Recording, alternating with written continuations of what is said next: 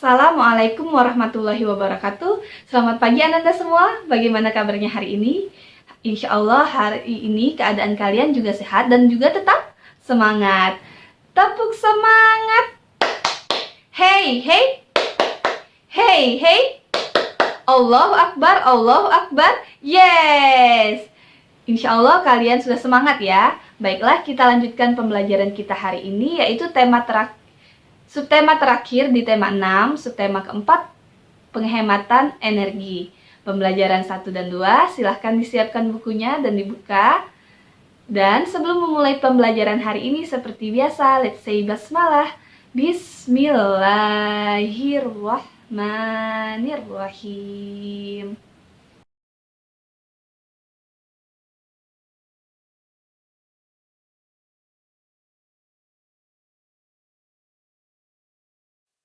Kita memerlukan energi. Energi diperlukan untuk melakukan berbagai kegiatan. Energi harus digunakan secara hemat dan bijak agar terjaga kelestariannya.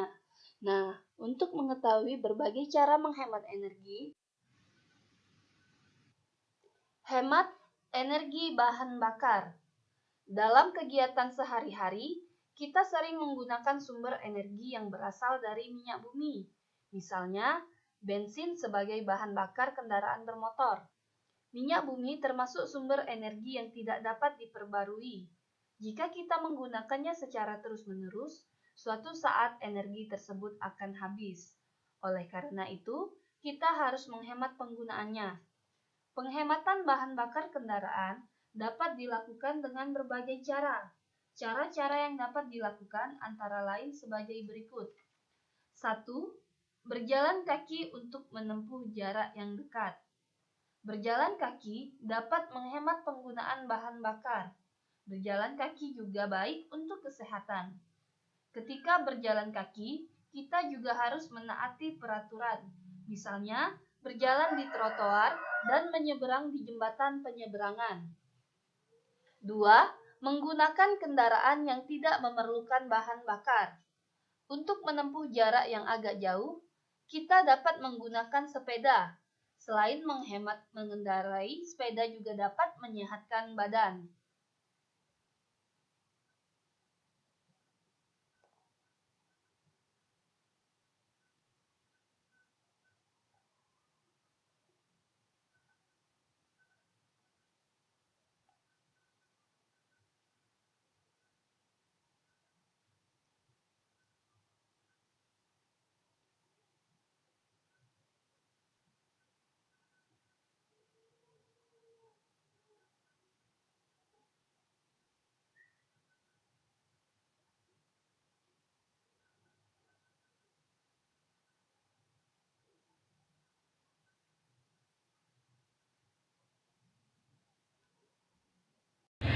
Tiga, menggunakan kendaraan umum.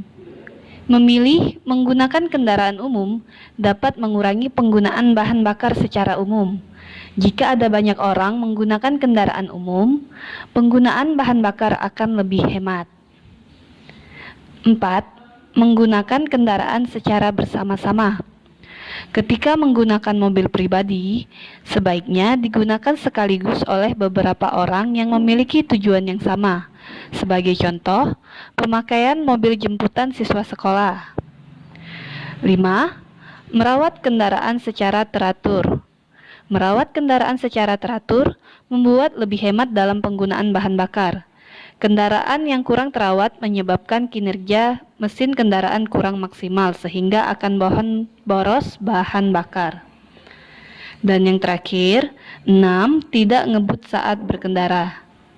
Mengendarai sepeda motor atau mobil dengan kecepatan tinggi membutuhkan lebih banyak bensin.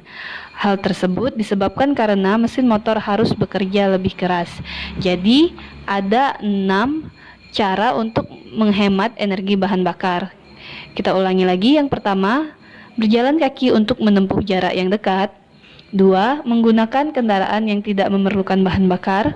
3. Menggunakan kendaraan umum. 4. Menggunakan kendaraan secara bersama-sama. 5. Merawat kendaraan secara teratur. Dan 6. Tidak ngebut saat berkendara. Ketika bermain, Kita juga dapat menerapkan sikap menghemat energi. Bagaimana caranya? Yaitu kita mengganti mainan yang memerlukan energi seperti energi baterai, listrik, dan lain sebagainya dengan mengganti kepada mainan yang tidak memiliki atau tidak menggunakan energi yang berlebihan, seperti memilih mainan tradisional. Contohnya adalah bermain layang-layang ataupun bermain kincir angin buatan sendiri. Nah, Ananda semua, kali ini kita akan belajar membuat prakarya, yaitu layang-layang ataupun balon udara. Silahkan kalian pilih antara layang-layang ataupun balon udara, buat sendiri, difoto langkah-langkahnya, dan juga dikirimkan hasil karyanya. Ingat, layang-layangnya tidak boleh dibeli ya. Adapun langkah untuk membuat balon udara dapat dilihat pada buku halaman 96. Di sini pertama-tama kita menyiapkan alat dan bahannya adalah kertas lipat atau kertas origami, lem, gunting, benang atau tali kasur, selotip, dan karton bekas tisu. Jika kalian tidak punya karton bekas tisu, kalian dapat menggantinya dengan karton atau kertas kardus biasa yang tebal ya. Kemudian kalian bentuk menjadi lingkaran seperti ini. Jadi tidak hanya harus kertas bekas tisu, tapi juga dapat kalian ganti dengan yang lainnya. Kemudian kita perhatikan langkah kerjanya. Jadi yang pertama adalah guntinglah 5 kertas lipat warna-warni atau kertas origami berbentuk seperti gambar di samping dengan ukuran yang sama. Nah, jadi kalian bentuk seperti ini, gunting sebanyak 5 kertas. Kalian buat polanya dulu, kemudian digunting berbentuk sama ya, sama besar, tidak boleh ada yang besar, tidak boleh ada yang kecil ya. Kemudian, lipat kertas menjadi 2 bagian yang sama besar sehingga terlihat lekukan seperti ini. Di sini ada seperti lekukan. Kemudian, 3. Rekatkan setiap sisi bagian dalam dengan lem hingga berbentuk seperti balon udara. Sisakan lubang di tengah untuk memasukkan tali. Jadi, yang diberi lem itu bagian tengah di sini. Nih, di bagian tengahnya. Kalian beri lem dan rekatkan. Jadi, kalian rekatkan 5 kertas itu menjadi satu bagian ya. Dan ingat, di bagian bawahnya sini kalian masukkan dulu benang sebelum semuanya terlem ya, sebelum semuanya tertempel. Jadi kalian masukkan benang dulu sebelum semuanya tertempel ya. Kemudian potong sebagian karton bekas tisu, rekatkan tali di sisi karton menggunakan selotip. Dipotong seperti ini, seperti wadah tempat balon udara, atau kalian bentuk kertas kardus seperti ini, dan dipasang tali di setiap sisi tepiannya ya, dengan menggunakan selotip. Tempel dengan menggunakan selotip. Langkah kelima, hasil karton bekas tisu menggunakan potongan kertas lipat, misalnya seperti berikut ini ya. Maksudnya hiasi karton bekas tisu nih. Ada bulat-bulatannya seperti ini, boleh kalian bentuk seperti lain, misal gambar bintang, bunga-bunga, dan lain sebagainya ya. Hiasi karton bekas tisu ini ya, hiasi tempat wadahnya dengan kertas origami yang lain. 6. Satukan kedua ujung tali, kemudian masukkan ke tengah lubang balon kertas. Sesuaikan panjang tali agar dapat digantung. Jadi, seperti ini. Setelah jadi, hiasan sudah jadi, gantunglah di depan jendela kamarmu. Jika tertiup angin, hiasan akan berputar. Jadi, kalian dapat bentuk seperti ini. Atau sebelum kalian tempelkan semuanya, kalian buat talinya panjang sampai ke atas sini dan sisakan sampai ke atas untuk tempat menggantung. Jadi kalian tidak perlu susah-susah untuk membuat gantungannya lagi ya. Jadi dari bawah sini sampai ke atas kalian sisakan talinya berbentuk seperti ini, diikat atasnya ya.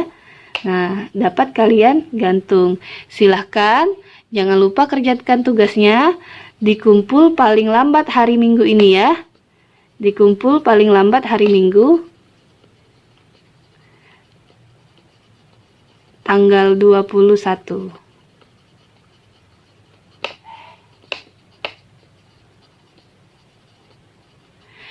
Tanggal 21 Februari, jangan lupa kalian boleh memilih membuat balon udara ataupun layang-layang. Di foto langkahnya dan juga di foto hasilnya, ya.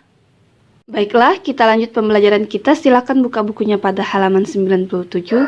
Kita akan belajar menghitung keliling sebuah bangun datar atau persegi, ya. Jadi, kita akan menghitung keliling dari sebuah persegi.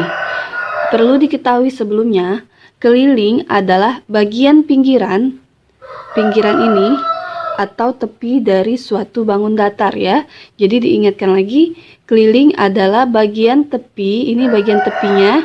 Nah, atau pinggiran dari suatu bangun datar. Untuk mencari seberapa panjang keliling itu, kita harus menghitung seluruh bagian pinggir ini. Atau kita harus menghitung seluruh bagian tepi ini. Bagaimana caranya?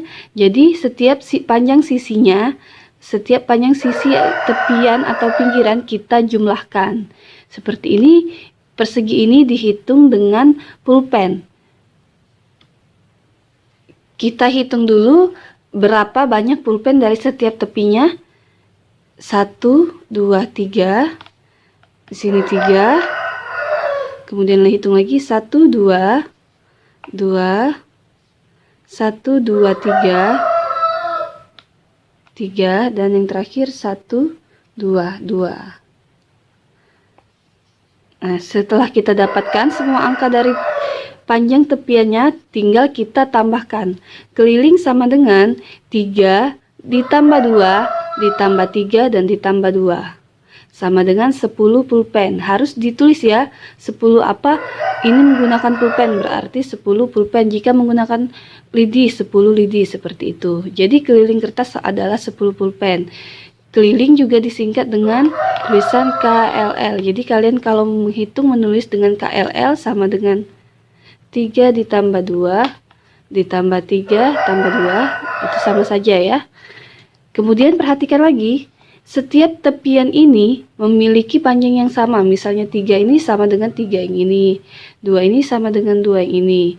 Perlu diingat, jadi sisi yang berhadapan itu memiliki panjang yang sama untuk persegi ya.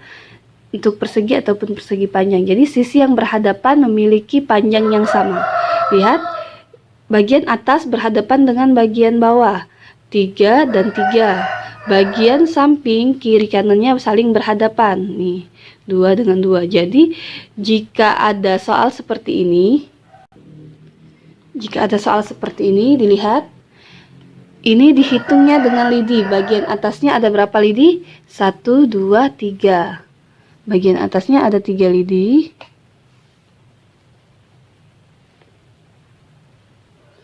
Terus bagian sampingnya ada 1, 2. Ada 2 lidi. Nah, bagian bawah tidak ada ukuran panjang lidinya dan juga bagian samping sebelah kiri tidak ada. Bagaimana cara mengetahui panjang kedua sisi yang tidak ada hitungan panjangnya? Ya, dengan melihat sisi yang berhadapan. Jadi sisi yang berhadapan, yang atas berhadapan dengan bawah. Maka jika di atas 3, di bawah juga 3, ya. Dan sisi kiri berhadapan dengan sisi kanan. Jika sebelah kanan 2, maka sebelah kiri juga 2. Seperti ini. Nah, jadi setelah itu kita dapat menghitung kelilingnya. Jika sudah mengetahuinya, tinggal diapakan? Ya, dijumlahkan. Keliling sama dengan 3 ditambah 2 ditambah 3 dan ditambah 2 sama dengan 10 lidi. Ini adalah jawabannya ya. Perlu diingat jika tidak ada samping-sampingnya. Jika kita tadi menghitung keliling bangunan adalah bagian tepi atau bagian pinggiran dari suatu bangun datar, maka untuk luas bangun adalah keseluruhan dari seluruh bangun datar itu. Misalnya gambar A ini, luasnya adalah bagian dalamnya ini seluruhnya. Ini adalah luasnya, seluruh dari bagian dalam ini. Begitupun juga dengan B, seluruh bagian dari B ini. Nah, untuk menghitung luas, seperti ini caranya. Kita lihat kotak-kotak perseginya. Berapa jumlah kotak-kotak perseginya? Untuk yang A kita hitung, ditulis seperti ini, ada 1, kemudian ada 2 kotak persegi, ada 3, dan ada 4. Maka luas bangunan A sama dengan berapa jumlah seluruh kotak? 4 kotak persegi.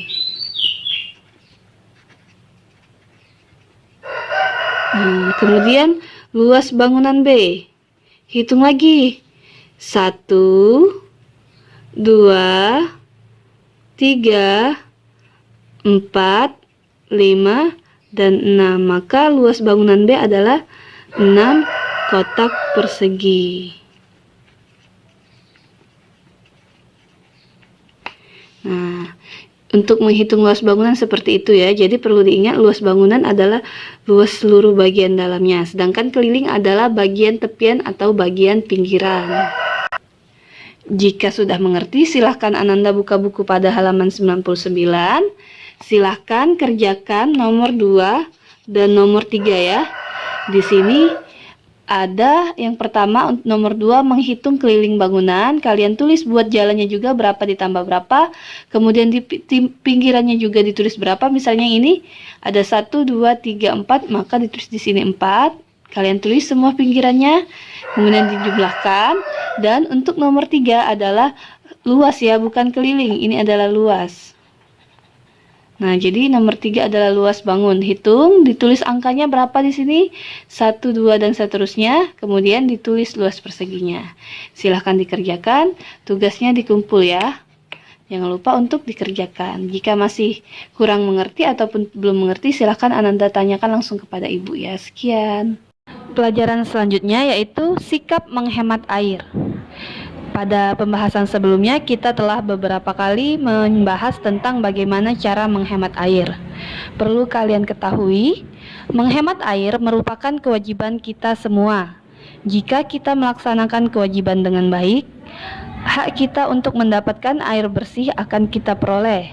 Menghemat air berarti tidak bersikap boros. Tidak bersikap boros merupakan perilaku yang sesuai dengan pengamalan sila kelima Pancasila yang berbunyi keadilan sosial bagi seluruh rakyat Indonesia. Nah, kenapa sikap boros ini merupakan pengamalan sila kelima? Karena tidak boros berarti kita tidak merugikan orang lain, sehingga keadilan untuk orang lain mendapatkan air bersih juga terjamin, sehingga sikap tidak boros adalah pengamalan sila kelima Pancasila. Sikap yang kurang tepat dapat kita perbaiki, misalnya dalam mencuci sepeda, dapat dilakukan dengan membersihkan sepeda dengan air di dalam ember, tidak menggunakan selang air yang hidup secara terus-menerus, karena itu dapat membuang air atau memboroskan air. Dan yang cara kedua yaitu membersihkan sepeda dengan lap basah. Dengan menggunakan lap basah, kita dapat menghemat penggunaan air. Menggunakan lap basah juga dapat menyingkirkan kotoran atau debu-debu kering dengan lebih mudah. Jadi, sikap dalam menghemat air sangat penting kita terapkan. Selain kita telah melaksanakan pengamalan sila kelima Pancasila, kita juga dapat mendapatkan kewajiban kita dan memperoleh hak kita dalam menghemat air. Alhamdulillah telah selesai pembelajaran kita pada hari ini. Jangan lupa kerjakan tugasnya. Dan juga kalian boleh bertanya jika masih ada yang kurang paham ataupun kurang jelas. Kita akhiri pelajaran hari ini. Let's say hamdalah. Alhamdulillahirabbil alamin. Wassalamualaikum warahmatullahi wabarakatuh. Seperti biasa, jangan lupa like, subscribe, dan komen-komen.